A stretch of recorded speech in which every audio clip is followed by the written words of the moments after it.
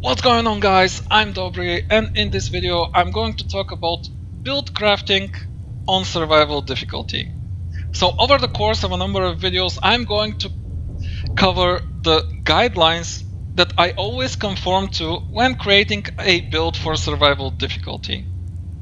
So in this first part of the video I'm going to talk about conflicting special attributes.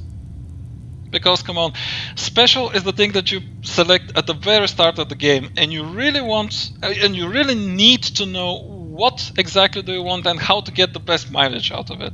So the best way to do it, in my opinion, is to whip up the perk chart, look at the screen, take a pen and paper, and start deciding. So first things first, what do you want from your build? Which are the special attributes that are going to be dominant in your build? This is a huge decision, and it is not an easy one, because especially on survival, you want to make your early game as flawless as possible, because early game is extremely difficult. You can die very easily and lose a good amount of progress, because of course you cannot save. There is no quick save. You need to sleep to save. So this is why I'd like to cover the conflicting special attributes. So the first special attribute that causes the most conflict when creating a build is intelligence. Why is that? Everyone wants to level up fast. There is no doubt about it. And this is why many people just drop 10 points in intelligence and leave it at that. This is why intelligence causes a huge conflict with pretty much any other build, because in the intelligence tree you only have science, and I'm not certain that you want to play the entire game only using say laser weapons. And let's not forget that science only gives you the mods. You do not get any damage bonus out of it. Yep, not fun, is it? So let's talk about how intelligence clashes with some other skill trees. For example, charisma. The intelligence skill tree has a lot of awesome perks. Gun nut, science, chemist, robotics expert if you play automaton, and nuclear physicist. Those help your fusion cores to last longer. Those make you control robots. The science mods are actually really good. It's good to hack, and it's good to be able to make the weapons do exactly what you want them to do, rather than just pick a weapon and fight with it. However, you can do a lot of this with charisma. Why is that?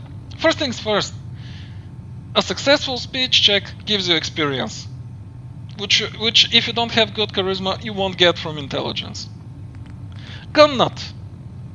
Making a weapon the way you want it. This you can do with charisma. You just need to find a weapon on a vendor that you want, with the modifiers that you want, buy it, strip it out of its mods, and add the mods to the weapon of your choosing.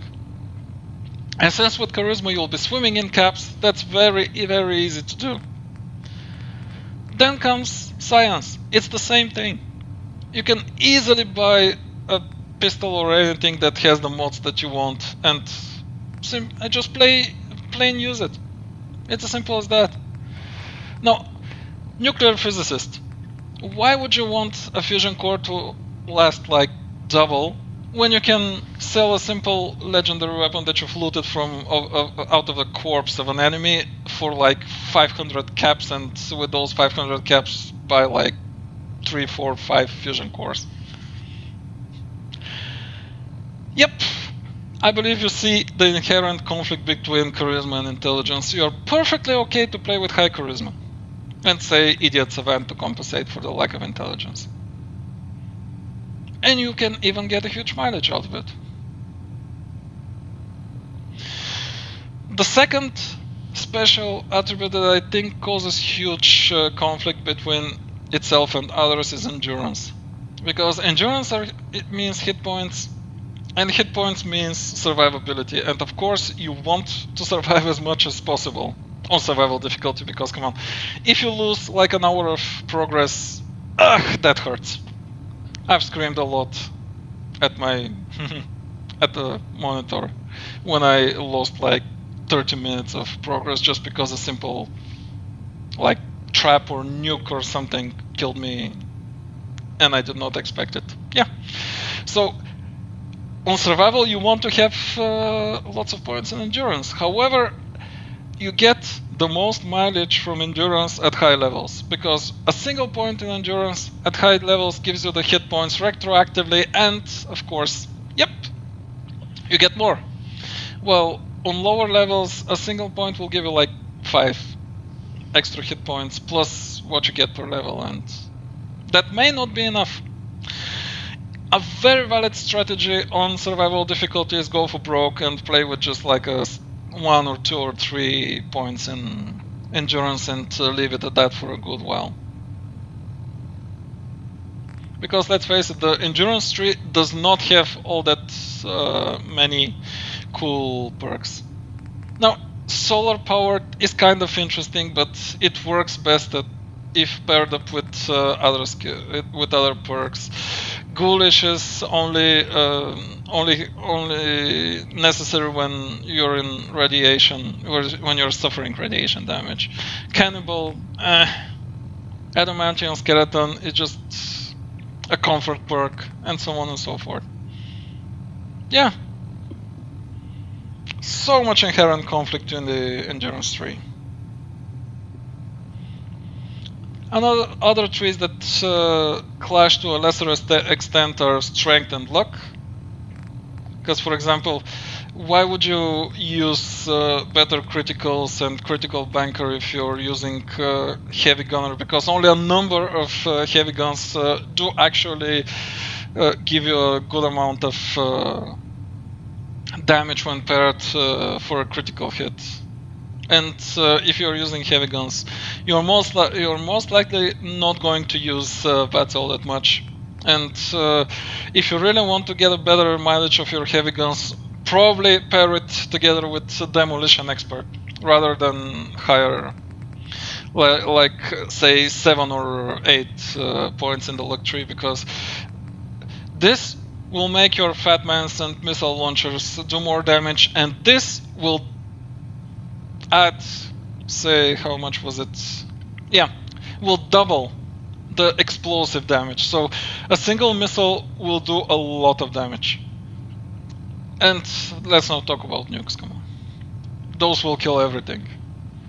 Even if it's like huge legendary enemy. Yep, might as well pair those instead of going too deep in the luck tree, for example. As you see, it is a huge decision, so this is why you really need to sit down, in my opinion, grab the pen and paper and start analyzing. What do I want from the game? How do I want to play the game? If I want a sneaky character, I'll want to use at least, say, 7 points in agility and probably also 7 points in luck, because from a sneaky character you get the most out of your criticals. And then you will most likely then not need as much endurance, because you'll be shooting from afar and you'll be doing most of your damage like this, and you won't need to get up close and personal, and in this case you won't suffer as much damage. Or maybe play with some extra perception in order to improve your VATS chance when you're going sneaky. Then you won't need as much strength. Or say if you want power armor, you may opt to play with strength and intelligence. Forgo luck, forgo idiot savant, play with a lot of intelligence and a lot of strength. And then top it up with some perception and endurance in order to make those